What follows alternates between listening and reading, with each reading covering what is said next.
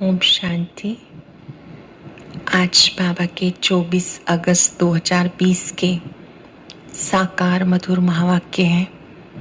आज बाबा ने बहुत ही सुंदर बात, जिससे हमारा जीवन सदा ही हमें खेल की तरह से लगे, हम खुशियों का अनुभव करें, उसके लिए बाबा ने याद दिलाया कि सर्व खजानों से संपन्न बनो, संतुष्टता का अनुभव करो।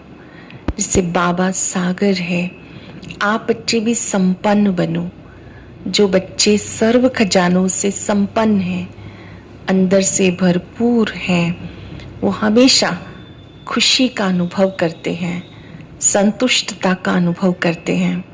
फिर किसी भी समस्या में वो कभी तंग नहीं होते, बल्कि उनको समस्या खेल लगती है, मनोरंजन लगती है, क्योंकि खुद संपन्न है, संतुष्ट है। और ऐसे बच्चे सदा हर्षित रहते हैं। फिर बाबा ने याद दिलाया कि नाजुक परिस्थितियों में घबराओ नहीं, नाजुक परिस्थितियों में भी पाठ सीखो और आगे बढ़ते जाओ। और सब विघ्नों की जो जड़ है वो है देह अभिमान। अगर देही अभिमानी बनेंगे तो सब विघ्न समाप्त होते जाएंगे। देह अभिमान सब पापों की जड़ है। देही अभिमानी स्थिति बनाने से पापों से मुक्त होते जाएंगे। फिर बाबा ने कहा, बाबा को सच सुनाओ, कोई भी भूल हो जाए बाबा को स्पष्ट बताओ, बाबा से क्षमा ले लो, नहीं तो पापों का जो बोझ है वो आत्मा को उड़ने नहीं देगा। यहाँ तक बाबा ने कहा कि विवेक अंदर खाता रहेगा कि मुझसे ये पाप हुआ। तो इसके लिए हम बाबा को सच्चे दिल से सुना दें या पत्र लिख के योग कर लें। और योग के बाद जो भी हमने पत्र लिखा उसको जला दें। महसूस करें बाबा को सच बताने से बाबा हमको गाइडेंस देता है, प्यार देता है, शक्ति देता है कि वो भूल दोबारा ना हो। अगर वही चीजें हम दोबारा करते रहते हैं, क्षमा करते मांगते रहते हैं, तो क्षमा मिलती नहीं। भूल हो गई, क्षमा ले ली, दृढ़ प्रतिज्ञा होनी चाहिए कि वो गलती दोबारा रिपीट नहीं करेंगे। साथ साथ बाबा ने कहा, याद का पुरुषार्थ करो। कोई बच्चे केवल ज्ञान में होशियार है, बाबा को वो बच्चे प्रिय हैं जो बच्चे बाबा को प्यार से याद करते हैं, हाथों से काम करते भी मन से बाबा को याद करते रहना है। याद की बच्ची का हम सबको अवसर मिला हुआ है। अब तो 2 ही दिन की शेष रह गई है, 24 और 25।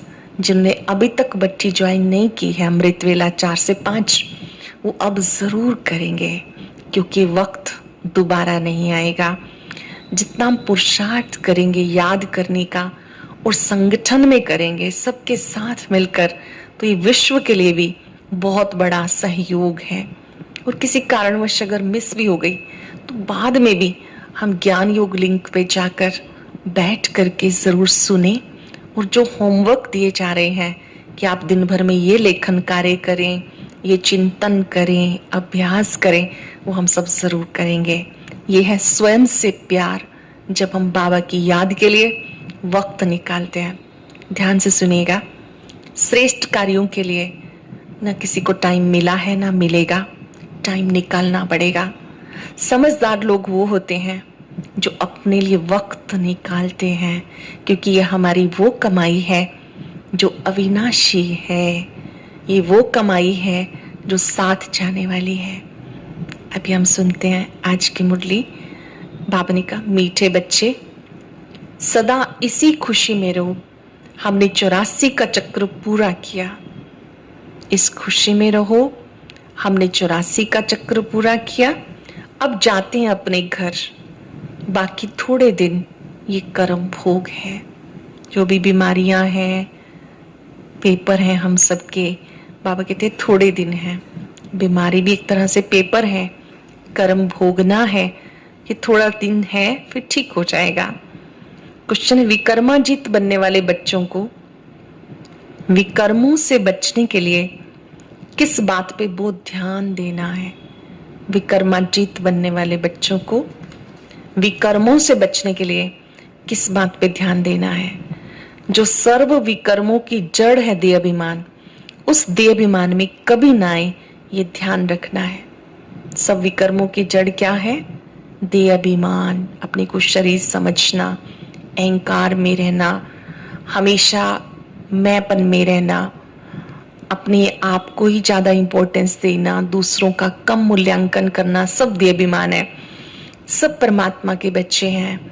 आत्मिक दृष्टि से देखना, ये देही अभिमानी स्थिति है। जो सर्व कर्मों की जड़ देह अभिमान है, उस देह अभिमान में कभी ना आए, ये ध्यान रखना है। इसके लिए बार बार देही अभिमानी बन बाबा को याद करना है। अच्छे और बुरे का फल जरूर मिलता है, अंत में विवेक खाता है। इसलिए इस जन्म के पापों के बोझ को हल्का करने के लिए बाबा को सच सुनाना है। जब बाबा की याद में बैठते हैं तो रूहान में बाबा को सच बताना है। बाबा, मुझसे ये भूल हुई, क्षमा करना। सच्चे दिल से, दिमाग से नहीं, दिल से बाबा के सामने अपनी गलती को, भूल को स्वीकार कर लेना। ओम शांति। बड़े से बड़ी मंजिल है याद की। बड़े से बड़ी मंजिल कौन सी है? कौन सी है? याद की। बहुतों को सिर्फ सुनने का शौक रहता है, ज्ञान को समझना तो बहुत सहज है। 84 के चक्र को समझना है, स्वदर्शन चक्रधारी बनना है, जास्ती कुछ नहीं। तुम बच्चे समझते हो, हम सब स्वदर्शन चक्रधारी हैं। स्वदर्शन चक्र से कोई का गला नहीं काटते हैं, जैसे श्री कृष्ण के लिए दिखाया। बाबा ने चक्र का राज हमें समझाया। आप स्वदर्शन चक्रधारी हो। इससे बाबा कहते हैं आप किसी का गला नहीं काटते हो। वास्तव में बाबा की याद से हम अपनी बुराइयों का, पापों का गला काटते हैं, स्वयं का दर्शन करते हैं। मुझे क्या करना चाहिए किस परिस्थिति में। तुम बच्चे समझते हो हम सब स्वदर्शन चक्रधारी हैं। श्री कृष्ण के लिए दिखाया स्वदर्शन चक्रधारी। अब ये लक्ष्मी नारायण विष्णु के 2 रूप हैं। क्या उनको स्वदर्शन चक्र है? फिर श्री कृष्ण को चक्र क्यों दिखाते हैं? एक मैगजीन निकलती है, उसमें श्री कृष्ण के ऐसे बहुत चित्र दिखाते हैं। बाबा आकर तुम्हें राजयोग सिखाते हैं, ना कि चक्र से असुरों का घात करते हैं। असुर उन्हें कहते हैं जिनका आसुरी स्वभाव है। असुर उन्हें कहते हैं जिनका आसुरी स्वभाव है। जब आप बाबा को याद करते हैं तो स्वयं के दर्शन से पापों का गला कटता है। बाकी मनुष्य तो मनुष्य हैं, ऐसे नहीं कि स्वदर्शन चक्र से बैठ सबको मारते हैं। भक्ति में क्या क्या चित्र बनाए, रात दिन का फर्क है। तुम बच्चों को सृष्टि चक्र को, सारे ड्रामा को जानना है, क्योंकि सब एक्टर हैं, हम सब इसमें पार्टधारी हैं। तो हमें ड्रामा के आदि मध्य अंत को जानना है। वो हद के एक्टर्स तो ड्रामा को जानते हैं, यह है बेहद का ड्रामा। इसमें डिटेल में नहीं समझ सकेंगे, वो तो 2 घंटे का पार्ट होता है, डिटेल में पार्ट जानते हैं। ये तो 84 जन्मों को जानना है। वो नाटक 2 घंटे का, 3 घंटे का होता है। तो भी अगर हमें उसमें पार्टिसिपेट करने के लिए कहा जाए तो हम पूछते हैं पहले कौन आएगा, फिर कौन आएगा, मुझे कब आना है, और लास्ट में क्या होगा, सारा पता होता है। बाबा कहते ये तो 84 जन्मों का है। बाबा ने समझाया, मैं ब्रह्मा के रथ में प्रवेश करता हूँ। निराकार शिव बाबा ब्रह्मा तन में प्रवेश करते हैं। ब्रह्मा के भी 84 जन्मों की कहानी चाहिए। मनुष्यों की बुद्धि में बातें आ ना सके, ये भी नहीं समझते 84 लाख जन्म है या 84। मनुष्य नहीं जानते हैं। हम सब ने क्या जाना? बाबा ने क्या बताया? अधिक से अधिक 84 जन्म, कम से कम 1 जन्म। 84 लाख योनियों में मनुष्य आत्मा नहीं जाती है। वैसे 84 लाख योनियां हैं, लेकिन मनुष्य आत्मा मनुष्य बनती है। बाबा कहते तुम्हारे 84 जन्मों की कहानी सुनाता हूँ। 84 लाख जन्म हो तो कितने वर्ष सुनाने में लग जाएं? तुम जो सेकंड में जान जाते हो, ये 84 जन्मों की कहानी है। 1 सेकंड में जान जाते हम सब कि कैसे हमने 84 जन्म लिए। सतयुग में 8 लिए, त्रेता युग में 12 जन्म लिए, द्वापर में 21 लिए, कलयुग में 42, संगम युग पे 1। हमने 84 का चक्र कैसे लगाया? अगर 84 लाख हो तो 1 सेकंड में थोड़े समझ सकते हैं। 84 लाख जन्म है ही नहीं। तुम बच्चों को तो खुशी होनी चाहिए कि अब हमारा 84 का चक्र पूरा हुआ, अब हम जाते हैं वापस अपने घर। बाकी थोड़े दिन ये कर्म भोग है। विकर्म भस्म हो, कर्मातीत अवस्था कैसे हो जाए, इसके लिए युक्ति बताई। बाकी समझाते हैं, इस जन्म में जो विकर्म किए हैं वो लिख करके दो ताकि बोझ हल्का हो जाए। बाबा की याद में बाबा को प्यार से पत्र लिखो, बाबा को समर्पित करो, योग करो, तत्पश्चात उसे जला दो उस पत्र को। और अगर कभी माउंट आबू जाते तो बाबा के सामने बैठ के लिखते हैं, तो वहां पर बाबा के लिए अलग से बॉक्स बना है, उसमें हम डालते हैं। समझो बाबा को समर्पित कर दिया, उसे कोई भी नहीं, बाबा ही देखते हैं। तो बाबा ने कहा कि बाबा को सच बताने से हल्के हो जाएंगे। जन्म जन्मांतर के विकर्म तो कोई लिख ना सके, विकर्म तो होते आए।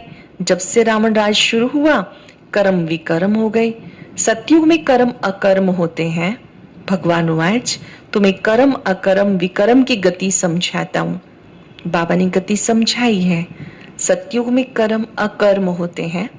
संगम पर बाबा की याद से किए गए कर्म सुकर्म बनते हैं, श्रेष्ठ कर्म बनते हैं। देह अभिमान और दिखावे में किए गए कर्म विकर्म बनते हैं।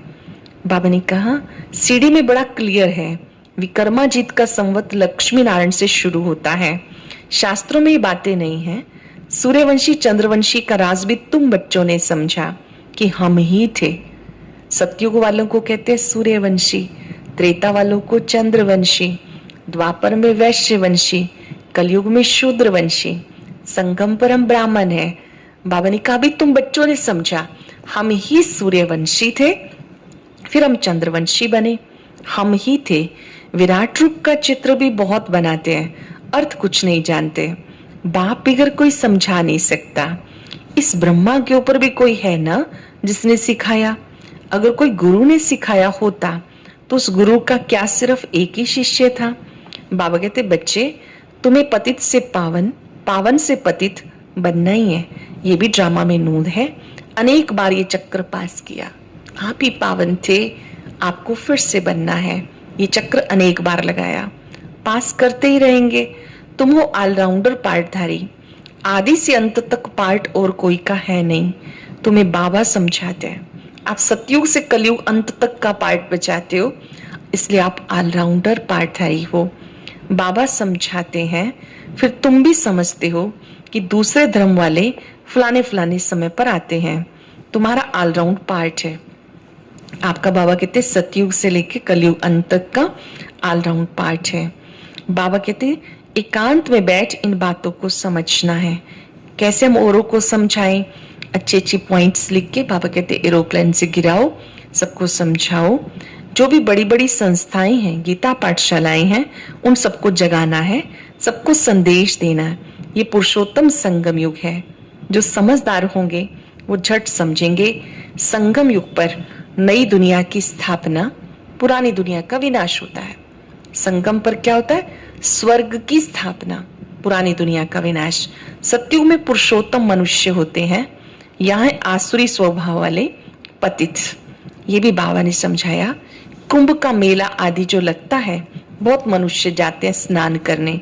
क्यों स्नान करने जाते हैं? कुंभ के मेले पर क्यों जाते हैं? नदियों का भी कुंभ होता है ना, यहाँ पर तो आत्मा और परमात्मा का कुंभ है। नदियों में स्नान करने जाते पावन बनने के लिए, पावन होना चाहते हैं। तो जहां जहां मनुष्य स्नान करने जाते हैं वहां जाके सेवा करनी है, मनुष्यों को समझाना है क्या करने के लिए जाना है। गंगा स्नान की बात नहीं करे बाबा की वहां जाके करो, जो कर रहे हैं उन्हें समझाओ कि पतित पावन परमात्मा है, उसकी याद से पावन बनेंगे, स्नान से पावन नहीं बनेंगे। ये बात सभ्यता से समझानी है कि आत्मा का शुद्धिकरण कैसे होता है। आत्मा का शुद्धिकरण परमात्मा की याद से होता है, गंगा स्नान से नहीं। बाबा कहते बात जाके समझाओ। तुम्हारे पास चित्र भी हैं, गीता पाठशालाओं में जाके पर्चे बांटने चाहिए। बच्चे सर्विस मांगते हैं, ये बैठ के लिखो, गीता ज्ञानदाता परमात्मा शिव है। फिर उनकी महिमा लिखनी चाहिए, उनकी बायोग्राफी बतानी चाहिए। निराकार शिव हैं गीता ज्ञानदाता, संगम पे वो ज्ञान देते हैं, जिनके माध्यम से देते हैं वो है वही आत्मा जो सत्युग में श्री कृष्ण थे, प्रजापिता ब्रह्मा के द्वारा। तो एक तरफ शिव बाबा की महिमा लिखो, एक तरफ श्री कृष्ण जी की महिमा लिखो। निराकार शिव बाबा संगम पर आकर सत्य गीता ज्ञान देते हैं, जिसका फिर यादगार चला आता है, क्योंकि कल्प कल्प दिया है, हर 5000 वर्ष के बाद दिया है। शिव शंकर का अंतर भी समझाओ, शिव अलग है, शंकर अलग है। बाबा ने समझाया, एक तरफ तो शिवलिंग दिखाते हैं, एक तरफ शंकर जी जिनके गले में सर्प इत्यादि दिखाते हैं, त्रिशूल दिखाते हैं। शंकर जी संहारकारी हैं, शिव कल्याणकारी हैं। शिव रच्यता है, शंकर उनकी रचना है। बाबा कहते ये बातें समझानी चाहिए। ये कल्प भी 5000 वर्ष का है, मनुष्य 84 जन्म लेते हैं, न कि 84 लाख। ये मुख्य मुख्य बातें शॉर्ट में लिखनी चाहिए, और एरोप्लेन से पर्चे भी गिरा सकते हैं।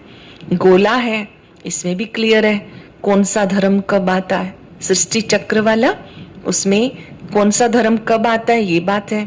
तो ये गोला भी होना चाहिए। इसलिए 12 चित्रों के कैलेंडर छपा सकते हो, इसमें सारा ज्ञान आ जाए और सर्विस सहज हो सके। ये चित्र बहुत जरूरी है। कौन कौन से चित्र बनाने हैं, क्या क्या पॉइंट लिखनी है, वो बैठ लिखो। ये चित्र बाबा कहते बहुत अच्छे हैं, सृष्टि चक्र वाला, जिसमें सब युगों के बारे में और धर्म के बारे में है।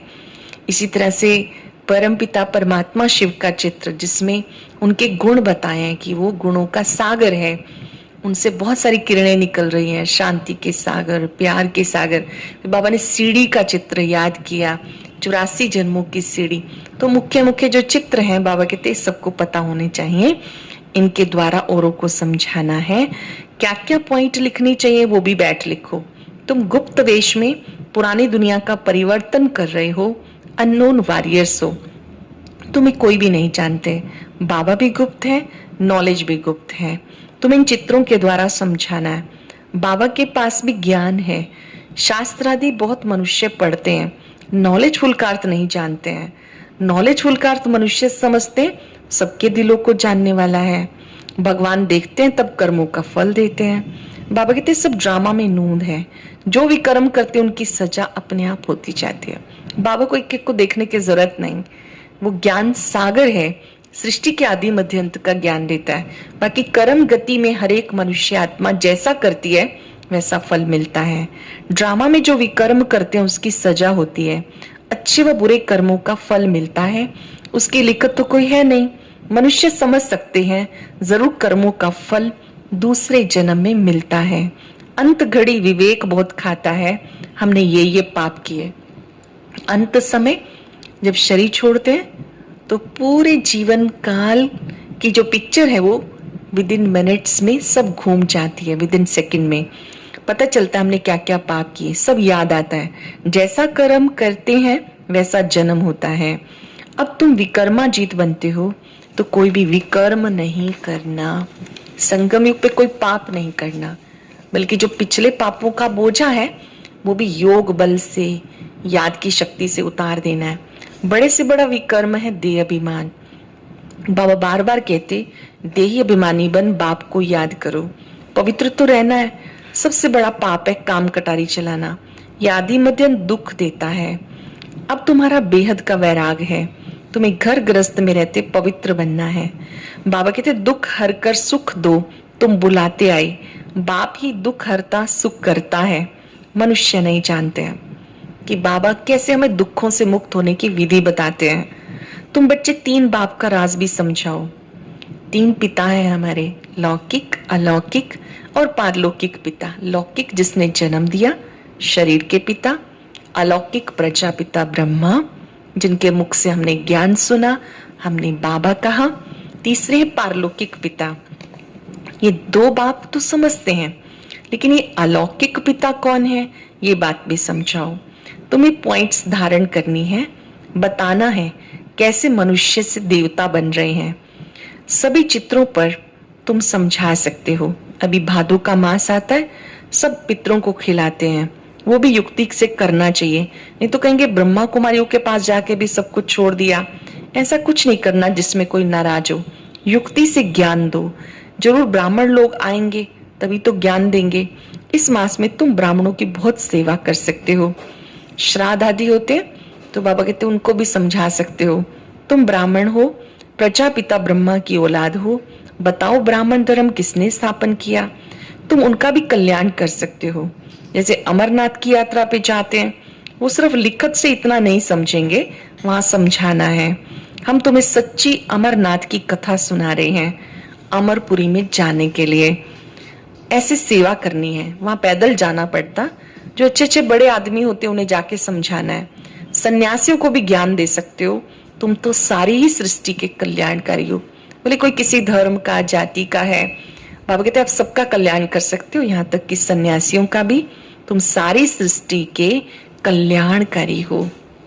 आप विश्व कल्याणकारी आत्मा है। श्रीमत पर हम विश्व का कल्याण कर रहे हैं, ये बुद्धि में नशा रहना चाहिए। अच्छा, मीठे मीठे सिक्किलदे बच्चों प्रति माता पिता बाप दादा का याद प्यार, गुड मॉर्निंग। रूहानी बाप की रूहानी बच्चों को नमस्ते। रूहानी बच्चों की रूहानी बाप दादा को नमस्ते, गुड मॉर्निंग। शुक्रिया बाबा, शुक्रिया। धारणा के लिए सार। आज की मुख्य बात कौन सी है? अटेंशन से सुनेंगे। जब एकांत व फुर्सत मिलती है तो ज्ञान की अच्छी अच्छी पॉइंट्स विचार सागर मंथन करके लिखनी है। सबको संदेश पहुंचाना है, सबका कल्याण करना है, युक्ति रचनी है कैसे सबका कल्याण हो। भले कोई किसी धर्म का हो, जाति का हो, ईश्वरीय संदेश पर सबका हक है। प्रभु का संदेश सुनने का हक है। विकर्मों से बचने के लिए देही अभिमानी बन बाबा को याद करना है। अभी कोई भी विकर्म नहीं करना। इस जन्म के किए पाप बाबा को सच सच सुनाने हैं, स्वीकार करना है। बाबा मुझसे ये पाप हुआ, मुझे क्षमा करना। मैं आत्मा सच्चे दिल से क्षमा चाहती हूँ। अनुभव करना है।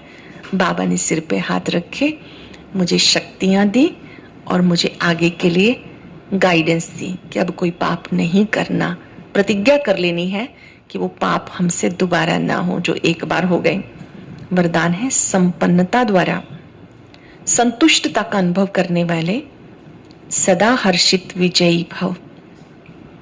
संपन्नता द्वारा संतुष्टता का अनुभव करने वाले सदा हर्षित विजयी भव। जो सर्व खजानों से संपन्न है वो सदा संतुष्ट है। संतुष्टता अर्थात संपन्नता। जैसे बाप संपन्न है इसलिए महिमा में सागर शब्द कहते हैं। आप बच्चे भी मास्टर सागर संपन्न बनो तो सदा खुशी में नाचते रहेंगे। भरपूर हो जाएंगे तो खुशी में नाचते रहेंगे। अंदर खुशी के सिवाय और कुछ आ ही नहीं सकता। स्वयं संपन्न होने के कारण कभी किसी से तंग नहीं होंगे। जो अंदर से भरपूर है खुशी से, शक्ति से, कभी किसी से तंग नहीं होंगे। किसी भी प्रकार की उलझन या विघन खेल अनुभव होगा। समस्या मनोरंजन का साधन बन जाएगी। निश्चय बुद्धि होने के कारण सदा हर्षित विजयी रहेंगे। समस्या मनोरंजन अनुभव होगी, निश्चय बुद्धि होने के कारण सदा हर्षित और विजयी होंगे। सरल शब्दों में हमें सर्व खजानों से संपन्न बनना है तो हम कभी भी छोटी मोटी बातों में तंग नहीं होंगे। समस्याओं को मनोरंजन अनुभव करेंगे। स्लोगन है, नाजुक परिस्थितियों से घबराओ नहीं, पाठ सीखकर स्वयं को परिपक्व बनाओ, खुद को मजबूत बनाओ। नाजुक परिस्थितियों से भी पाठ सीखना है और परिपक्व बनना है। आज हम सब अभ्यास करेंगे। बाबा की याद में रहने वाली मैं सदा हर्षित और विजयी आत्मा हूं। एक बहुत बड़ी खुशखबरी। बहुत से भाई बहनों ने अनुरोध किया था कि साकार मुरली के साथ साथ अव्यक्त मुरली भी सुनाई जाए, ताकि जो भाई बहनें ज्ञान में देरी से आए हैं वह भी अपना अव्यक्त मुरलियों का कोर्स पूरा कर सकें। तो आज पहली अव्यक्त मुरली से शुरू कर रहे हैं। 21 जनवरी 1969 को अव्यक्त बाप दादा ने आदरणीय दादी गुलजार जी के तन में आकर जो पहली अव्यक्त मुरली चलाई, आइए सुनते हैं उस मुरली की विशेष पॉइंट्स।